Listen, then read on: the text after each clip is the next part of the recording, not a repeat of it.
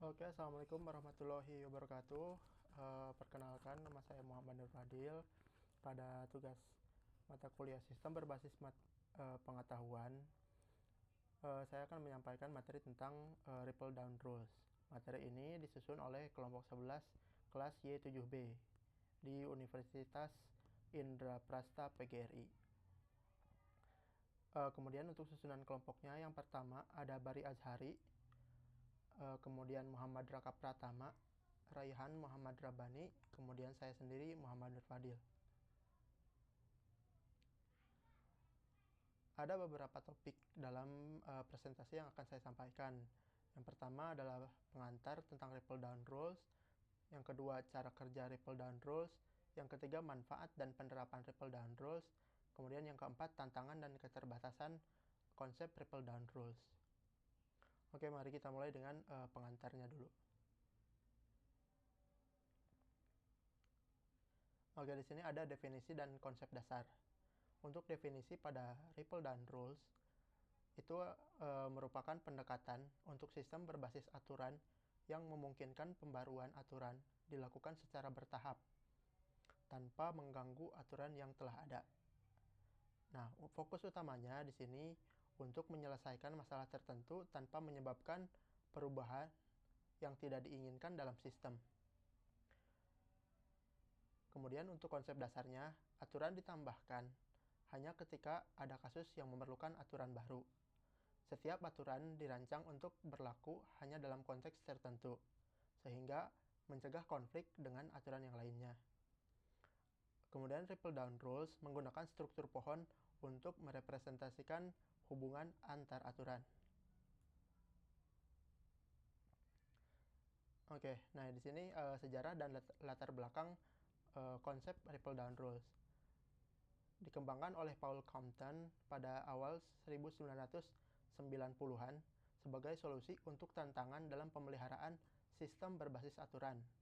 Pertamanya ini digunakan dalam sistem diagnostik medis untuk menangani kesalahan yang sering terjadi karena pengelolaan aturan yang kompleks.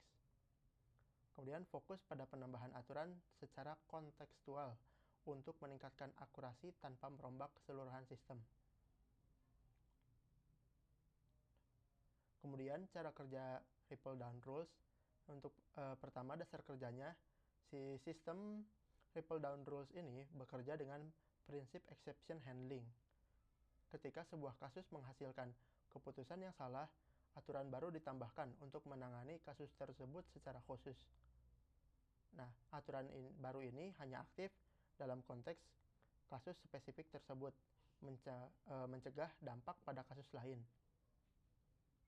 Nah, kemudian representasi pengetahuan Ripple Down Rules. Pengetahuan Ripple Down Rules direpresentasikan dalam bentuk pohon biner, dengan setiap simpul menyatakan satu kaidah. Setiap simpul memiliki maksimal 2 cabang, yaitu cabang except dan cabang else, kecuali pada simpul akar yang hanya memiliki cabang, yaitu cabang except. Nah, di sini ada representasi pengetahuan pada pakar dalam sistem pakar. Nah, yang di sini tuh untuk sistem pakar sendiri itu tuh diambil dari pengetahuan tiap pakar yang kemudian digabungkan sedemikian rupa sehingga menjadi sistem pakar. Komponen-komponen pengetahuan pada Ripple Down Rules. Simpul atau node pohon menyatakan kaidah dalam pengetahuan yang berisi serangkaian kondisi beserta konklusi yang dihasilkan apabila kondisi terpenuhi. Untuk skemanya bisa seperti ini. If klausa 1, n klausa 2, n bla bla bla, n klausa n, then kelas X. Atau if klausa 1 or klausa 2 or bla bla bla or klausa n, then kelas X. Jadi di sini bisa menggunakan kondisi dan atau kondisi or gitu ya untuk menentukan klausa penyebutan untuk sistem berbasis pengetahuan. Cabang atau except pohon disebut juga cabang if true, direpresentasikan sebagai anak cabang kanan pada pohon triple down rules. Nah, di sini tuh untuk triple down rules karena berbentuknya pohon dan dia memiliki dua cabang, yang pertama except dan yang kedua else. Untuk yang sebelah kanan disebut except, yang untuk yang sebelah kiri itu disebut else. Oke, mari kita lanjutkan lagi untuk cabang except pohon. Untuk poin 2-nya, mendefinisikan suatu pengecualian positif dari kaidah pada simpul induk.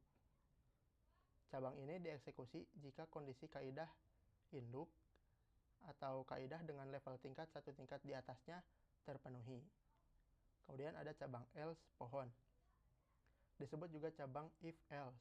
Pada umumnya direpresentasikan sebagai anak cabang kiri pada pohon triple down rules. Mendefinisikan suatu pengecualian negatif dari kaidah pada simpul induk. Akan dieksekusi jika kondisi induk tidak terpenuhi. Nah, kemudian di sini ada contoh untuk representasi triple down rule. Untuk kaidah 0 kelas 0, jika if true, maka kaidah 1 kelas 1. If false, kaidah 2 kelas 2. If false lagi, kaidah 4 kelas 4. Namun ketika dari kaidah 2 kelas 2 if true, maka dia kesimpulannya kaidah 5 kelas 5. Nah, kemudian kembali lagi dari kaidah 1 kelas 1 di sebelah sini. Nah, di sini ada cabang ke sebelah kanan yang merupakan exception.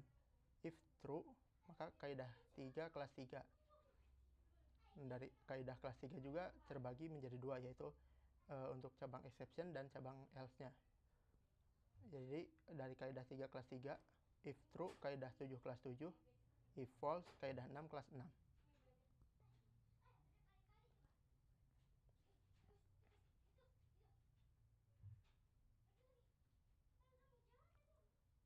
Kemudian kaidah ripple down rules secara umum. Kaidah ripple down rules secara umum mempunyai formulasi sebagai berikut. If kondisi 1, then konklusi 2, because of, kasus cornerstone. Except if kondisi 2, then konklusi 2, because of, cornerstone, kasus cornerstone. Else if kondisi 3, then konklusi 3, because of, kasus cornerstone. Nah, formulasi ini dapat dituliskan dalam pernyataan if, then, else biasa, sehingga menjadi if kondisi 1, then if kondisi 2, then konklusi 2, else konklusi 1, else if kondisi 3, then konklusi 3. Nah, di sini kalau misalkan dalam pernyataan if, then, else menjadi lebih sederhana. Lalu, apa yang dimaksud kasus cornerstone? Oke, kasus cornerstone adalah basis pengetahuan ripple down rules terdiri atas sekumpulan kaidah beserta kasus cornerstone yang terkait. Merupakan kasus yang menyebabkan terjadinya penambahan kaidah baru yang disimpan ketika terjadi penambahan kaidah baru untuk mengkoreksi adanya kesalahan klarifikasi oleh sistem. Setiap kaidah terhubung dengan satu kasus cornerstone, kecuali kaidah pada simpul akar. Simpul akar di sini dimaksudkan dengan simpul paling pertama pada skema ripple down rules. Nah, kemudian di sini ada contoh untuk pembuatan ripple down rules. Di sini ada root. Nah, root ini yang merupakan simpul akarnya. Kemudian di sini ada rule yang pertama, yaitu carnivora, tawny color, dark spot, maka dia disebut dengan cheetah. Di sini ada penambahan case untuk yang baru. Di sini ada sama penjelasannya, kaidahnya itu carnivora, tawny color, namun ada perbedaan yaitu untuk black stripe. Maka dia disebut dengan tiger. Nah, di sini kita lihat perbedaannya. Nah, untuk kondisi A, kondisi di cornerstone yang tak ada di case yang baru. Kemudian untuk poin B-nya, kondisi di case baru yang tidak ada di cornerstone. Nah, di sini bisa diambil perbedaannya, yang pertama antara case lama dan yang case baru itu tuh antara rule lama dan case baru itu tuh ada perbedaan untuk dark spot dan black stripe-nya. Sedangkan carnivora dan tawny color-nya itu dia sama. Nah, di sini bisa menjadi ada beberapa opsi. Yang pertama, untuk opsi yang 0, pengguna menerima saja kondisi pada rule lama dan mengabaikan case baru. Jadi di sini untuk case barunya tuh diabaikan. Makanya di sini tidak ada penambahan untuk case baru. Kemudian ada juga opsi yang 1, memilih kondisi yang sudah ada pada rule lama tapi belum ada di case baru. Untuk bagian A di daftar perbedaan, lalu negasikan kondisi tadi. Nah, di sini diketahui untuk daftar perbedaannya adalah dark spot dan black stripe. Nah, ini perbedaannya adalah di poin dark spot. Kemudian di sini harus dinegasikan. Maka untuk case barunya itu dibuatkan not dark spot. Seperti itu. Jadi tidak menggunakan yang black stripe. Kemudian ada opsi yang kedua. Ini pilih kondisi yang ada pada case baru tapi tak ada di rule lama. Bagian B di daftar perbedaan. Nah, untuk yang rule lama dia masih sama, mempunyai carnivora, tawny color, dan dark spot. Nah, kemudian di sini ada kondisi exception untuk case yang baru. Dia menambahkan dengan black stripe untuk mendapatkan kesimpulan tiger. Nah, kemudian ada opsi 3 yang merupakan gabungan dari opsi 1 dan 2. Yaitu opsi 1 itu yang menegasikan pada kondisi rule lama, kemudian ada penambahan untuk perbedaan di case yang baru. Nah, di sini dibuat pohon untuk kondisi else, simple else. Nah, di sini untuk rule lamanya tetap sama, jadi tidak ada perubahan. Namun untuk yang case barunya pada kondisi yang else, dia dibuatkan negasi untuk not dark spot dan ada penambahan black stripe untuk yang case barunya. Kemudian ada opsi 4. Nah, di opsi 4 ini agak cukup berbeda karena semua kondisi yang ada di case baru tadi dijadikan satu rule baru yang letaknya sama dengan cornerstone case yang sedang dicek. Diketahui bahwa rule orang tua dari cornerstone case yang sedang dicek adalah rule mamalia. Nah, di sini perlu penalaran yang lebih lanjut karena ini membuat sebuah kondisi yang baru. Untuk poin ini tuh disebut dengan cornerstone case. Nah, jadi dari simpul akar, dia pertama ngecek dulu apakah yang dicek ini sebuah mamalia. Nah, kemudian di sini dibagi menjadi kondisi exception dan kondisi else. Di sini diceklah kembali. Nah, untuk yang rule lamanya itu menjadi kondisi else. Nah, di sini masih sama carnivora, tawny color, dan dark spot itu disebut cheetah. Nah, kemudian untuk kondisi exception-nya itu disebut di sini ada carnivore, tawny color, sama black stripe. Jadi semua kondisinya, semua kaidahnya itu dimasukkan.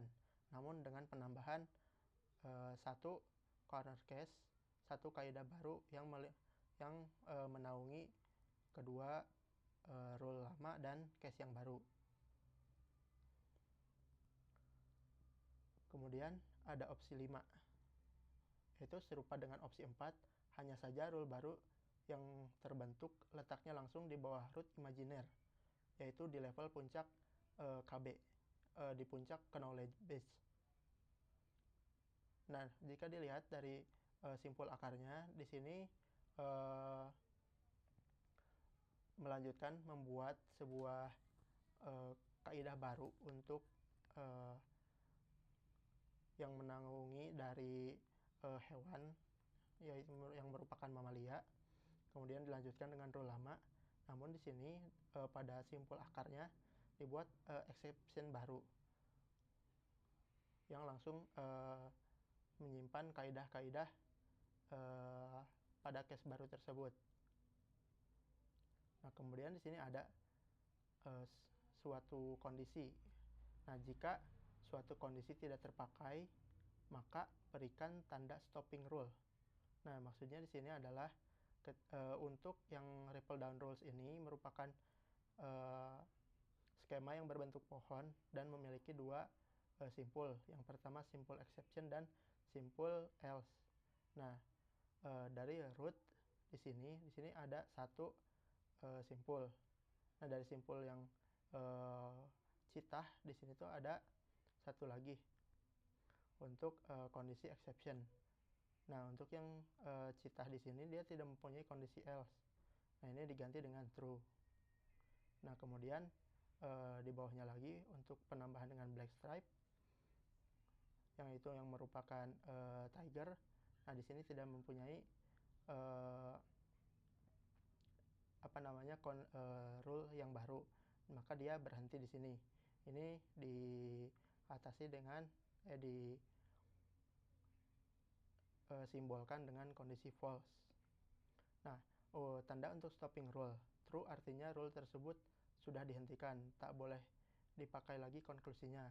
False sebaliknya, rule tersebut adalah rule normal. Nah, ini maksudnya jika misalkan untuk pengecekan kaidahnya ini memenuhi semua kemungkinan di sini, maka dia akan menghasilkan true. Maka ke bawahnya itu tidak akan dilanjutkan. Nah, jika ada kaidah di sini yang tidak sesuai, misalkan dark spotnya ini berisi dengan black stripe, maka dia melanjutkan ke kesimpulan yang ke bawah. Maka akan mengambil kesimpulan yang baru, yaitu tiger. Nah, di sini kenapa ada false? Karena ketika dia tidak memenuhi dark spot atau black stripe, maka dia bukan merupakan suatu entitas yang sudah ditentukan dari sistem berbasis pengetahuan. Pada aturan sistemnya itu tidak ada. Nah, kemudian untuk contoh cornerstone. Nah, mungkin tadi belum jelas untuk cornerstone-nya, karena melihat bagaimana perubahan untuk penambahan case baru di ripple down rules.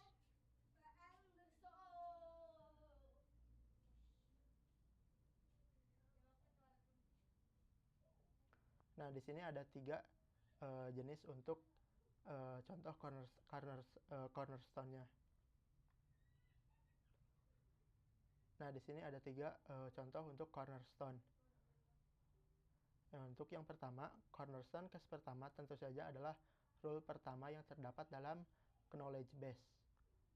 Nah, dari simpul akar terdapat kaidah yang baru atau merupakan rule pada sistem berbasis pengetahuan. Nah, ini disebut dengan cornerstone case. Nah, kemudian di sini ada setiap rule baru yang didapat dari opsi 4 adalah cornerstone case. Di sini rule mamal adalah cornerstone case tertua, lalu cornerstone case citah, dan diikuti dengan cornerstone case termuda, yaitu rule tiger. Nah, ini maksudnya kenapa dibilang case tertua. Pertama, dia merupakan turunan pertama dari simpul akar yang turun menjadi pengelompokan citah atau tiger. Nah, citah merupakan rule yang lama. Habis itu dilanjutkan dengan case yang baru untuk case yang tiger. Nah, maka yang barunya itu disebutkan dengan cornerstone case termuda. Kemudian ada satu lagi, yaitu setiap rule baru yang didapat dari opsi 5 adalah cornerstone case. Di sini rule mamal adalah cornerstone case tertua, lalu cornerstone case citah, dan diikuti dengan cornerstone case termuda, yaitu rule tiger. untuk level klasifikasinya masih sama, yaitu untuk mamalia itu case tertua karena dia merupakan root dari simpul root dan merupakan dari penarikan kesimpulan dari rule yang lama. Kemudian dilanjutkan dengan cheetah yang merupakan rule yang sudah ada. Kemudian ada rule yang baru untuk tiger ini. Nah, dia yang baru ini disebut case yang termuda.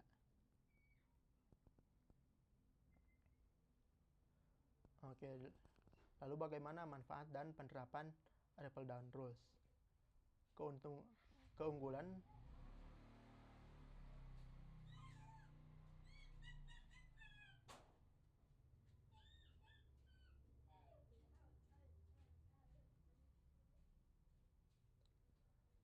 Oke, lalu bagaimana manfaat dan penerapan Ripple Down Rules? Keunggulan dibanding metode lain, yaitu yang pertama, kemudahan dalam pemeliharaan, yaitu tidak perlu merombak aturan lama saat menambahkan aturan baru. Sistem tetap stabil meskipun terjadi pembaruan. Kemudian yang kedua, fleksibilitas. Cocok untuk sistem yang membutuhkan pembaruan secara berkala. Sistem dapat menangani perubahan kebutuhan atau pengetahuan. Kemudian yang ketiga, efisiensi waktu dan biaya. Mengurangi waktu pengembangan ulang aturan, menghemat biaya pemeliharaan.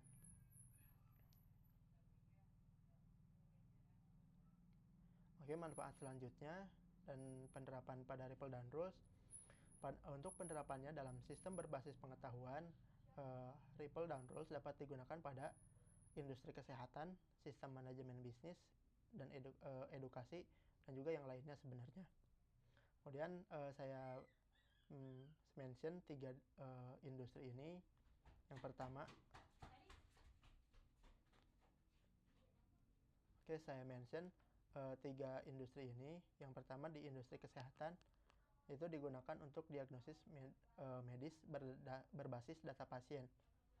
Kemudian pada sistem manajemen bisnis, membantu otomatisasi keputusan operasional seperti perencanaan logistik atau penyesuaian produksi. Kemudian pada industri edukasi, rekomendasi personal untuk siswa berdasarkan kebutuhan pembelajarannya. Lalu bagaimana kendala dan batasan pada Ripple Down Rules? Untuk kendala dalam implementasi, yang pertama adalah kompleksitas awal. Perencanaan struktur pohon awal memerlukan perencanaan yang teliti. Jadi karena dia mempunyai 2 struktur pohon yang mempunyai 2 simpul, maka untuk kondisi yang majemuk dia diperlukan analisis lebih lanjut agar pembuatan pohon bisa merinci dari hal yang general menjadi hal yang lebih spesifik. Kemudian yang kedua, pemahaman pengguna. Pengguna yang menambah aturan baru harus memahami konteks sistem dan prinsip kerja Ripple Down Rules. Oke, nah untuk yang ini, untuk si perencana yang baru itu tuh harus memahami dulu konteks bagaimana sistem yang sudah terjadi, yang sudah ada dan berjalan, dan juga bagaimana cara menggunakan Ripple Down Rules. Harus tetap memenuhi kaidah satu pohon mempunyai 2 cabang. Kemudian yang ketiga, pengelolaan data. Diperlukan pengelolaan data kasus yang baik agar sistem dapat berkembang secara optimal. Nah, ini kembali untuk menjadi perencanaan yang teliti. Ini harus diperlukan pengelolaan data yang teliti juga agar perancangan aturan-aturannya itu dibutuhkan sesuai dengan kondisi yang diperlukan. Nah, kemudian batasan yang perlu dipertimbangkan. Ripple Down Rules tidak cocok untuk sistem yang memerlukan analisis menyeluruh atau hubungan kompleks antar aturan. Kemudian sistem bisa menjadi tidak efisien jika terlalu banyak aturan yang bertumpuk tanpa pengelolaan hierarki yang baik. Untuk yang poin yang pertama, tidak cocok untuk sistem yang memerlukan analisis menyeluruh atau hubungan kompleks antar aturan. Ini kalau misalkan sudah mencakup aturannya lebih ada keterkaitan dari satu aturan untuk aturan yang lain. Kemudian kalau misalkan perlu dianalisis dulu secara menyeluruh dari A ke Z-nya. Nah, ini bisa untuk ripple down rules ini bisa untuk perancangan pohonnya itu bisa sedikit-sedikit bisa karena dia berbentuknya mudah untuk ditambahkan dengan kasus yang baru. Nah, kalau misalkan yang kedua, sistem bisa menjadi tidak efisien, itu ada keterkaitan dengan kompleksitas awal, karena diperlukan perencanaan yang teliti, agar misalkan ada kondisi yang majemuk tidak bertumpuk. Nah, kemudian untuk kesimpulannya, Ripple Down Rules adalah metode untuk mengakuisisi pengetahuan secara bertahap dalam pengembangan sistem berbasis pengetahuan yang mengatasi masalah tidak adanya penjelasan lengkap dari pakar mengenai keputusan yang diambil. Sistem ini mengadopsi pendekatan berbasis kasus yang memungkinkan evolusi sistem berbasis pengetahuan seiring dengan penggunaan dan waktu. Keuntungan dari Ripple Down Rules adalah proses akuisisi pengetahuan yang dapat berjalan secara terus-menerus dan sederhana tanpa mengganggu operasi normal. Oke, sekian mungkin yang dapat saya sampaikan. Mohon maaf untuk segala kekurangannya. Assalamualaikum warahmatullahi wabarakatuh.